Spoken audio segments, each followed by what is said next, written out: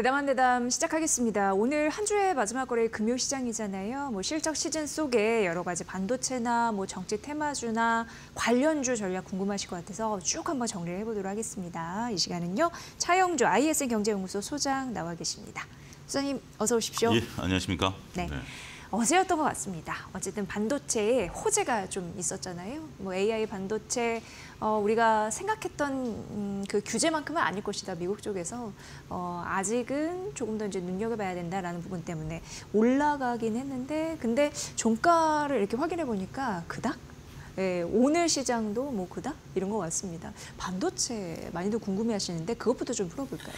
예, 네. 우리가 이제 반도체는 아직까지 이제 지금 상황들을 좀 봐야 될 것 같아요. 오늘 이제 그 트럼프 대통령 이제 우리가 이제 관세 정책들이 어떻게 될 것인가 이 부분을 봐야죠. 그러니까 이게 지금 주식 시장이 상당히 셈법이 복잡한 게 보통 이제 보면 본질 가치를 이제 따지는 부분들 우리가 봐야 되긴 하겠습니다만 본질 가치 외에 외부 변수, 즉 트럼프의 관세 외부 변수까지 봐야 되니까 셈법이 복잡하다라고 말씀드릴 수 있겠죠. 지금 화면에서 보시고 나오는 것은 지금 이제 미국에서 AI 칩 통제에 대한 변화에 대한 얘기입니다. 이것은 무엇이냐면 바이든 행정부부터 중국 때리기를 했었죠. 그러니까 G2 국가가 우리가 AI라든지 반도체라든지 여러 가지 부분에서 중국과 이제 그 싸움이 있었다라고 좀 말씀드릴 수 있겠습니다. 우리가 이제 이런 것들을 흔히 이제 투키티데스의 함정이다라고 얘기를 하는 거죠. 그 정글에 사자가 두 마리 있을 수는 없다. 이런 거가 이제 로마 때부터 나왔던 어떤 하나의 격언이다 보니까 중국의 발호를 현재 지금 미국이 가만히 둘 수는 없다라고 말씀드릴 수 있겠죠. 그러다 보니까 현재 지금 바이든 행정부에서 AI와 관련된 반도체 칩에 대해서 현재 지금 중국으로 들어가는 것을 막았죠. 근데 이제 그게 곧 시행입니다. 근데 트럼프 대통령이 딱 제동을 걸었어요. 이 부분에 대해서 바이든 행정부에서 시행하는 정책 이제 시행인데 이 부분을 처리하겠다라고 얘기를 한 겁니다. 근데 저 워딩만 놓고 본다라면 그러면 중국으로 가는 반도체를 통제 안 하는 거 아니야? 그러면 그동안에 지금 현재 중국에 대해서 100% 넘게 관세를 부과하고 반도체에 대해서 특히 이제 GPU 반도체에 대해서는 시리얼 넘버까지 통제한다고 했는데 도대체 이거는 무슨 이야기지? 이렇게 시청자분들께서는 충분히 의구심이 들 것으로 미루어 짐작을 합니다. 근데 이제 워딩을 놓고 본다면 이제 언론에서도 이 얘기들을 보면 먼저 이게 철회가 아니라 더욱더 디테일한 강화다라는 얘기를 써야 되는데 네. 언론에 이제 그 얘기들을 보면 그냥 철회라고 썼어요. 그리고 맨 밑에 가서 정말 꼼꼼히 읽어보지 않으면 이게 어떤 내용인지 잘 모르고 그냥 철회하는 거다라는 식으로 이제 그러니까 끝까지 안 읽어보면 섣부른 결론을 내릴 수 있게 좀 돼 있는 언론들을 제가 몇 개를 봤는데 중요한 것은 뭐다? 저희 이데일리에서 분명히 얘기를 하는 것은 단순 철회가 아니라 보다 좀 디테일하게 만들겠다. 그리고 지금 현재 여러분들 화면에서 보시는 것처럼 1그룹, 2그룹, 3그룹 뭔가 좀 이렇게 벌써부터 머리가 좀 지끈지끈하지 않습니까? 네. 단일하게 싹 이렇게 돼야 되는 부분들이기 때문에 이러한 것들을 간단 명료하게 그리고 좀 더 디테일하게 만들겠다라는 것이 현재 트럼프 행정부의 어떤 정책이기 때문에 이러한 부분들을 놓고 보면 우리가 단순하게 반도체 호재다라고 보기는 어려울 것 같아요. 특히 이제 트럼프 대통령의 현재 기조를 놓고 본다라면 이러한 움직임, 그러니까 즉 중국에 대한 첨단 기술에 대한 제재 이런 부분들은 더욱더 일어날 가능성이 있다라고 보는 거기 때문에 우리가 잘 봐야 되겠죠. 한 가지 여담입니다만 지금 현재 인도와 파키스탄의 분쟁이 나타나고 있는 거 아니겠습니까? 네. 그런 상태에서 지금 이제 우리가 러우 전쟁에서 러시아 무기 체계가 이렇게 허술했나? 라고 우리가 의외의 그 상황들을 봤는데 이번에 중국 전투기가 라파를 격추시켰어요. 이거 굉장히 의미 있는 부분들이다라고 말씀드릴 수 있겠습니다. 중국 전투기에 대한 부분들은 그동안 우리는 이제 서방 언론을 접하다 보니까 상당히 이제 폄하하는 부분들이 좀 있었고 이러한 부분들에 있어서 우리가 어느 정도 이제 기술, 특히 이제 첨단 기술에서는 우리가 좀 아무래도 좀 어렵지 않아?라고 봤는데 라팔이라는 것은 굉장히 지금 글로벌리 우수한 그 전투기로 우리가 봐왔거든요. 프랑스가 우리가 항공 강국이죠. 지금 이재 기자는 그 나이가 어리셔서 잘 모르겠습니다. 옛날에 콩코드 비행기라고 있었습니다. 네. 콩코드 비행기라고 있었는데 그게 이제 프랑스가 이제 영국하고 주도해서 만든 거거든요. 네. 주로 이제 프랑스 기술로 만든 거기 때문에 그 정도의 항공 기술을 갖고 있는 프랑스인데 이거를 중국이 했다. 그렇다. 자, 본론으로 돌아오겠습니다. 그러면 미국 입장에서는 첨단 기술을 더욱더 옥죄할 수밖에 없겠죠. 이 정도라면 그러면 반도체를 더욱더 옥죄할 가능성이 있습니다. 따라서 이 뉴스는 어떻게 봐야 된다? 앞으로 그러니까 트럼프 행정부에서는 시간을 두고 더욱더 중국 때리게 나선 반도체 입장에서 보면 그런 뉴스다 이렇게 좀 정리를 해야 될 것 같습니다. 네. 뭐 요즘에 뭐 드론 얘기 모르게 또 한참 또 네. 예, 나오고 있는 상황이고 어찌됐건 뭐랄까요? 그러니까 이런 이슈가 나올 때 네. 일단 너무 안심하기보다는 약간 또 협상의 카드로서 숨 쉴 틈을 만들어줬다라고 그 정도로 좀 인식하는 게 예, 좀 그렇게 좀 봐야 되겠죠. 예, 예. 맞을 것 같다라는 생각이 듭니다. 그래서 어쨌든 반도체에 틈을 주긴 했는데 어쨌든 쿠션 작용을 할 수 있게끔 만들어줬는데 인기는 여전한가 이렇게 좀 살펴봤더니 서화 개인 투자자분들이요. 네. ETF, 그러니까 반도체로 구성된 장바구니라고 보시면 되는데 그렇죠. 그 ETF는 또 매수를 하셨어요. 근데 네, 이거는 그렇습니다. 이 이슈 나오기 전에 매수를 한 거니까 그럼에도 불구하고 뭐 믿을 만한 그런 신뢰성이 있었나 이런 생각도 들더라고요. 우리가 이제 카카오페이 증권 이제 거기서 나온 이제 보도 자료니까 이제 우리가 얘기를 하게 되면 여기서 이제 그 카카오페이 증권을 통해서 이제 서학개미 하시는 분들에 대한 어떤 내막들을 좀 분석을 했어요. 근데 이런 것들을 증권사들이 개인정보인데 이런 것들을 보고서 이렇게 해도 되는 건지에 대한 것들은 좀 의문입니다. 어쨌든 우리가 좀 참고를 해야 되는 부분들인데 지금 화면에서 보시는 것처럼 그 이제 1위로 보는 것이 그 현재 지금 이제 달러 기준입니다, 여러분들.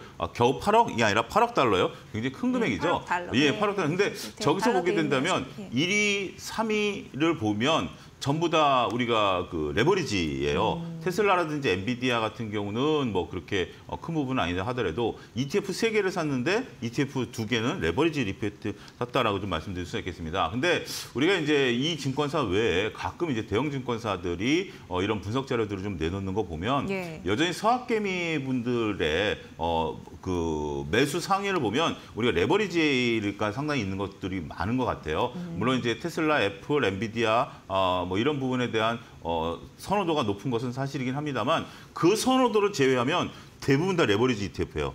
이런 것들은 상당히 이제 변동성에 우리가 조심을 해야 된다라고 좀 말씀을 좀 드릴 수가 있겠죠.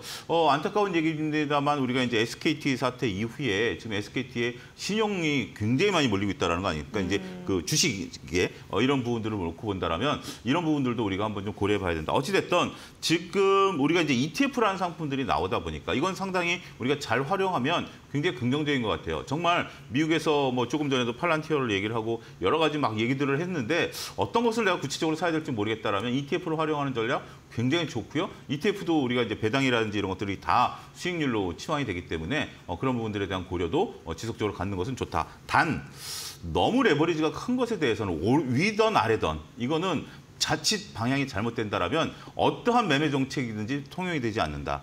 자, 우리가 주식 투자를 할 때 많은 분들이 이제 주식 책을 보고 이제 공부를 하고 유튜브라든지 저희 같은 이제 이데일리 증권 방송을 보고 공부하시지만 이 틀, 그러니까 책과 이데일리 방송의 기본 틀은 우리가 정상적인 매매지 레버리지 매매가 아니거든요. 그러면 이 방식이 통용이 안 된다라는 거 이런 부분들을 저희 이데일리 시청자 여러분들께서는 꼭 명심하셨으면 좋겠다 이렇게 말씀드리겠습니다. 네, 그건 좀 어떻게 생각하시는지 궁금한데 삼성전자와 SK하이닉스 예. 그 실적단에서의 전망이 하반기에는 네. 조금 더 나아질 수 있겠다라는 분석이 있거든요. 네. 근데 자연스러운 이 흐름인 것 같기는 해요. 소장님은 어떻게 판단하세요? 그걸 보고. 근데 예. 저는 삼성전자가 7만 전자에서부터 5만 전자 올 때 6만 전자에서 5만 전자 올 때는 삼성전자 실적이 안 좋을 것이다라는 얘기가 나왔습니다만 7만 전자에서 6만 전자 올 때 실적이 나빠진다는 얘기는 단 한 번도 못 들은 것 같아요. 좋아진다, 좋아진다, 좋아진다, 좋아진다, 좋아져야 된다. 우리나라를 먹여 살리려면 삼성전자 좋아져야 된다는 어떤 당위론까지 나오면서 이런 부분들이 좀 나타났다고 말씀드릴 수 있겠습니다. 저는 좀 구분을 해야 되지 않을까 싶어요. 삼성전자는 아직까지도 저도 확신을 좀 갖기 어려울 것 같습니다. 물론 삼성전자가 잘 돼야 된다는 당위론은 저도 갖고 있어요. 하지만 당위론과 잘 된다는 것은 별개죠. 삼성전자가 잘 되려면 무엇을 해야 되냐. 이번에서 보여지듯이 삼성전자의 매출이 가장 큰 것은 휴대폰입니다. 근데 영업이익이 가장 큰 것은 반도체거든요. 근데 이번에 반도체에서 영업이익이 생각만큼 못 나오다 보니까 조금 그런 아쉬움이 좀 있었죠. 그래서 삼성전자는 반도체에 대해서 이러한 어떤 전반적인 흐름들이 좋아야 된다라고 말씀드릴 수가 있겠고 하이닉스 같은 경우 하이닉스가 최근에 부채가 급격히 늘고 있어요.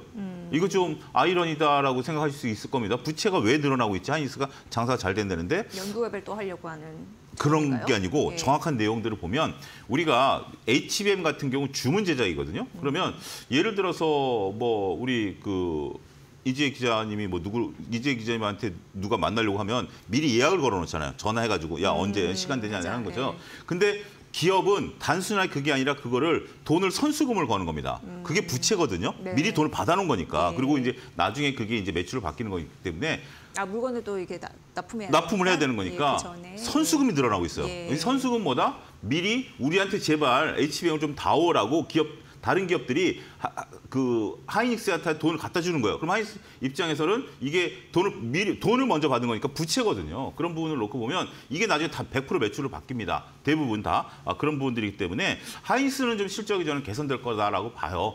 그런 부분들을 보면 부채 비율이 높아지고 있을 때 선수금 비중을 보셔야 될 것 같아요. 그러니까 보통 우리가 하이닉스가 단순하게 블랙베리라든지 이런 것들이 좋아진다라고 하지만 그게 재무제표에 미리 나타납니다. 선반영되는 선수금을 보자. 그러면 저는 하반기 때는 하이닉스 같은 경우는 실적이 대폭 개선될 가능성이 높지 않겠는가 이렇게 구분하고 싶습니다. 네, 역시 또 역대 최고의 실적을 또 기록하지 않을까라는 그렇죠, 기대감, 계속. 성숙함이 또 쌓이고 있다고 하니까 좀 그렇습니다. 자, 실적 발표 시즌에 뭐 삼성전자에서부터 포문을 열었으니까 네. 지금 어떻게 보고 계시는지 궁금하지만 그 데이터를 쭉 보면요, 이게 실적 이슈가 굉장히 중요한 게 그 발표난 이후에 주가의 변동이 굉장히 컸다라는 거예요. 그렇죠. 예. 근데 뭐 통상적으로 많이들 하는 얘기이긴 합니다만 이번 실적 시즌에서의 관점 포인트는 뭐라고 보시는지 궁금했습니다. 저는 두 가지로 딱 구분해서 말씀드릴게요. 이게 이제 기준점이 있어야 되는 것 같아요. 그래서 보통 이제 뭐 코에 걸면 코걸이, 귀에 걸면 귀걸이도 실적이다라고 얘기를 하는데 그것도 뭐 틀린 말은 아니겠어요. 근데 저희 이데일리 시청자분에게 차용주의 기준점을 정해드리도록 하겠습니다. 네. 어제 이제 우리가 그 S&D랑 데브시서즈 실적이 나왔어요. 근데 둘 다 매출이 늘었어요. 근데 매출이 늘은 거 비해서 S&D 같은 경우는 매출이 한 40% 늘었는데 영업이익이 80%가 늘었어요. 그럼 주가가 올라갔어요. 네. 이건 긍정적인 거예요. 매출 대비 영업이익 증가폭이 커야 돼요. 데브시서즈는 어제 오늘 빠지고 있어요. 그런데 매출은 40% 늘었는데 영업이익은 20%밖에 안 늘었어요. 그러니까 매출 대비 영업이익 비중이 늘어나는 게 더 커야 돼. 이게 정상적인 기업이거든요. 이게 이제 고정비 변동비인데 여기 복잡하니까 어쨌든 매출이 늘어난 건 좋아. 근데 영업이익 증가 폭이 매출 증가 폭보다 커야 된다. 이게 첫 번째고요. 두 번째는 남는 게 많아야 된다라는. 그렇죠. 그게 이제 그런 남는 부분들이다. 장사. 우리가 매출이 늘어날 때마다 비용이 따라서 많이 늘어나는 건 아니니까 그렇게 봐야 되고 인건비 같은 경우 그다음에 이제 우리가 보는 것은 저는 이런 비유를 드리고 싶어요. 우리가 이제 자제분들이나 제가 자꾸 말씀드리는 겁니다만 조카분들이 공부를 열심히 하는데 엄마 나 공부 열심히 할 테니까 치킨 좀 사줘 그러면 그거 안 사주는 부모가 어떻겠어요? 치킨 사주죠. 근데 그 대신 성적표를 가지고 나중에 야 치킨까지 얻어먹은 놈이 성적 이거밖에 안 나와? 라고 야단을 칠 수 있는 거죠. 그래서 저는 그 기준점이 있는 거예요. 우리가 그동안에 이제 주가라는 것들이 선반영되는 것들을 보면 증권가에서 호실적이 기대되는 지금 이제 하이닉스 같은 경우 지금 주가가 올라간다라면 선반영이죠. 예를 들어서 우리가 지금 긍정적이다라고 얘기했기 때문에 선반영이 되는 거예요. 그런 부분들이 있었고 주가가 단기간에 30% 이상 올랐다? 그러면 저는 이건 선반영됐다라고 보는 겁니다. 그럴 때 호실적인 발표를 하다 주가가 올라가는 건 아니에요. 어느 정도 선반영됐으니까. 반면에 기대보다 성적이 안 나왔다? 그럼 오히려 더 하락으로 변동됩니다. 매출과 영업이익이 늘었는데 생각보다 그게 폭이 적다? 그럼 하락으로 변해요. 반면에 지금 삼성전자는 제가 긍정적인 비율을 안타깝게도 말씀 못 드렸잖아요. 근데 만약에 삼성전자가 갑자기 HBM을 개발한다라든지 뭐 이런 것들이 되면 어떻게 될까요? 주가 폭발하는 거죠. 네. 얘는 치킨을 안 얻어먹은 거예요. 혼자 묵묵히 공부한 거예요. 그래서 저는 직관적으로 우리가 주식을 볼 때 주가가 좀 올랐다? 얘 치킨 좀 얻어먹었구나. 주가가 안 올랐다? 얘는 치킨을 아직 안 먹었구나. 그러면 이제 치킨을 내가 사줘야지. 그러면 주가가 올라가야지. 라고 보는 관점. 차현주의 두 가지 관점. 매출 대비 영업이익 증가율이 커야 된다. 그다음에 주가가 치킨을 먹었냐 안 먹었냐. 요거를 구분하시면 저희 이데일리 시청자분들께서 나름대로 기준점이 되지 않을까 말씀드리겠습니다. 네, 소장님만의 그 투자 전략에 대한 그 뭐랄까요 기준점을 말씀해 주셨는데 이 얘기를 들어보니까 어쨌든 매출액과 영업이익 단에서만 보자면 매출액 대비해서 영업이익률이 높아야지 그렇죠. 그건 주가의 긍정적인 흐름으로 작용할 수 있다라는 건데 그런 흐름에서 봤을 때 네이버와 카카오는요 부진했잖아요. 그렇죠. 네. 주가가 안 가는 게 마땅한 그 공식에 따르면은 이치이네요. 그렇죠. 매출 대비 영업이익 증가폭이 좀 적고요. 저는 우리나라 3대장이 상당히 이제 많은 관심을 갖고 계신 것들 중에 하나가 3대장의 이런 답을 줘야 될 것 같아요. 삼성전자, 네이버, 카카오. 지금 우리가 삼성전자, 네이버, 카카오가 흔히 하는 일들에 대해서 모르시는 시청자분들은 별로 없을 거예요. 이제 구체적인 걸 떠나서 삼성전자는 휴대폰과 반도체, 물론 가전은 작지만 네이버 같은 경우 우리가 검색 엔진에서 또 AI까지 가는 거, 카카오는 이제 우리가 카카오톡을 쓰고 다양한 것들을 쓴다. 뭐 이 정도 내피셜은 내러티브는 충분히 다 여러분들이 아실 거예요. 근데 그 외의 것이 무엇이냐라는 알파가 붙는 세 가지 대표적인 종목이다라는 거죠. 삼성전자는 HBM, 네이버는 그 AI를 갖고 뭘 어떻게 하겠다라는 거지. 카카오는 그러면 앞으로 신모델은 뭐지? 라는 부분들에 대한 답이 나올 때까지는 주가가 답답한 흐름을 좀 보이지 않을까라고 좀 말씀드릴 수가 있겠습니다. 특히 이번에 네이버 같은 경우 오늘 실적이 좀 잘 나왔어요. 그럼에도 불구하고 주가가 그렇게 뭐 기대에 못 미치고 또 어제 같은 경우는 네이버 실적이 별로 안 좋을 거다. 그래서 카카오가 조금 더 반사 이익을 보는 거 아니야라고 보는 분들이었는데 둘 다 AI와 관련해 가지고는 조금 모멘텀이 좀 약하지 않느냐 이렇게 좀 말씀드릴 수 있겠습니다. 네. 지금 앞서서 보니까 막 그런 얘기도 있었잖아요. AI 쪽에 이제 검색을 모두 이제 대체할 것이다. 그렇죠. 그래서 많은 분들이 보면은 이제 뭐 네이버나 구글에서 검색하는 것보다 유튜브나 그렇죠. 챗GPT에 검색하고 퍼플렉시티 저만 같은 데다 하더라도 한 3분의 1 정도는 글로 옮겨온 것 같아요. 그래서 뭐 구글이 뭐 주가가 빠지고 뭐 간밤에 좀 소폭 반등하긴 그렇죠. 했습니다만 예. 그런 현상이 나타나는데 이거는 뭐 자연스럽게 받아들여야 될까요? 그렇죠. 뭐 우리 일상생활 저 같은 경우도 검색하는데 벌써 3분의 1 정도는 챗GPT 통해서 하거든요. 그렇기 때문에 그만큼 그전엔 저는 네이버만 썼으니까 이제 나이가 있으니까. 근데 벌써 네이버에서 차용주가 3분의 1이 빠진 거죠. 그것도 더하면 굉장히 큰 거죠. 예. 네. 전통 인터넷 플랫폼에 대한 대응 전략도 결국 이제 AI 쪽으로 가겠구나라는 자연스러운 흐름도 우리가 예측을 해볼 수 있는 대목이고요. 그리고 이제 많은 분들이 또 궁금해하시는 주가 변동성이 클 수밖에 없어서 투자 유의사항으로 꼭 함께 얘기가 되고 있는 정치 테마주에 대한 얘기도 그렇죠. 빼놓을 수 없을 것 같습니다. 이 금요일에요. 지금 이제 다음 주부터는 어찌됐든 국민의힘이 결정이 나는 거 아니겠습니까? 왜 결정이 나느냐면 11일 날 대선 주자들이 등록하는 공식 일정이 있어요. 그렇기 때문에 이제 민주당은 이제 뭐 이재명 후보가 등록을 할 거고 국민의힘도 어느 분이 됐던 등록을 할 거 아니겠습니까? 또 무소속이 나오든 그러면 다음 주부터는 이제 본격적으로 이제 선거 국면으로 들어간다고 봐야 되겠죠. 그럴 때 이제 공약들이 많이 나올 겁니다. 이제 공약 중에 어느 나라든지 마찬가지지만 일부는 진짜 빈 공짜를 쓰기도 하고 그게 나중에 정책으로 바뀌는 거죠. 그래서 저는 지금부터 공약에 휘둘리지 마시고요. 이게 정책으로 바뀔 수 있는 주식들을 좀 보셔야 된다라는 거 말씀드릴 수 있겠죠. 대표적으로 저는 증권주 아니면 우리가 이제 뭐 그 신재생 에너지 관련주들, 그다음에 뭐 이런 것들 원전주 이런 것들은 앞으로 공약이 정책화될 가능성이 있는 거예요. 그것을 어떻게 보느냐? 그건 네 생각 아니야?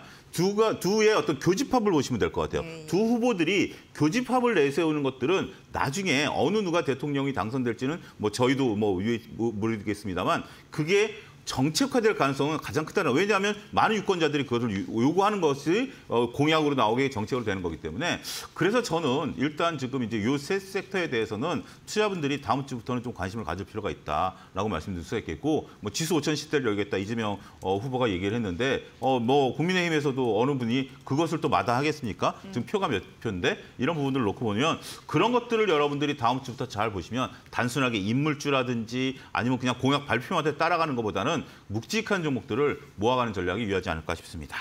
네.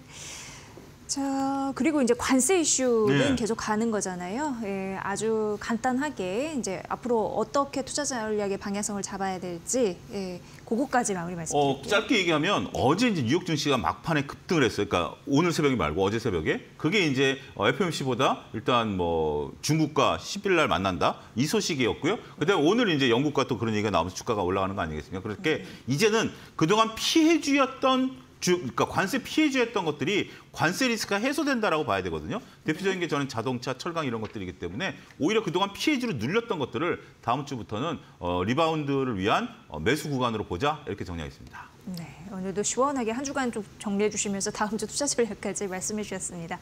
대담한 대담이었고요. 차영주 IS 경제연구소 소장의 분석으로 들으셨습니다. 잘 들었습니다. 감사합니다.